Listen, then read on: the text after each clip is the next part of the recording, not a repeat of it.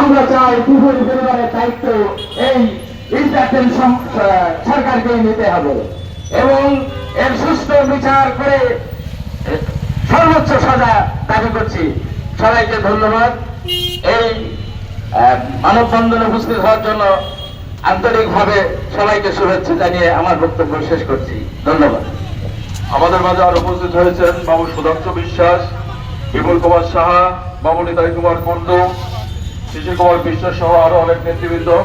এবারে সংক্ষিপ্ত বক্তব্য রাখছেন সুধাংশু কুমার ঘোষ, ঐক্য পরিষদের সভাপতি সুধাংশু কুমার ঘোষ।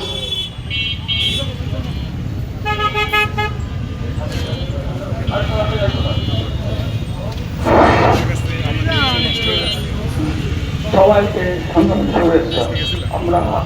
আমরা ইদানিং দেখতে পাচ্ছি বিভিন্ন আইন মানে একেবারে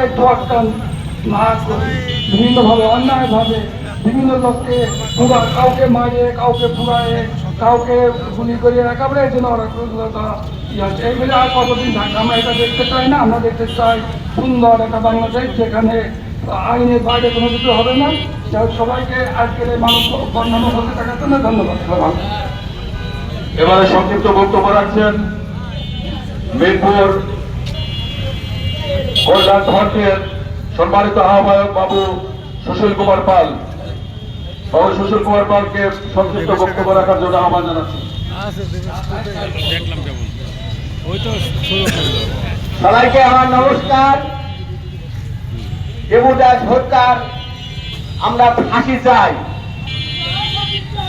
দেবদাস হত্যার ফাঁসি চাই আমরা সবাই। এই বলে আমার বক্তব্য শেষ করছি। নমস্কার। আমি একটা বলতে চাই, কিন্তু এই পরিবারে একমাত্র ব্যক্তি ছিল কিন্তু দীপু। তার অসুস্থ পিতা এই পৈশাচিক হত্যাকাণ্ডের বিচার করলে হবে না। বর্তমান সরকারকে নিশ্চিত করতে হবে তার পরিবারের ভরণ পোষণের যাবতীয় দায় দায়িত্ব আমাদের এই সরকার। ব্রাহ্মণ সংসদ কুষ্টিয়া।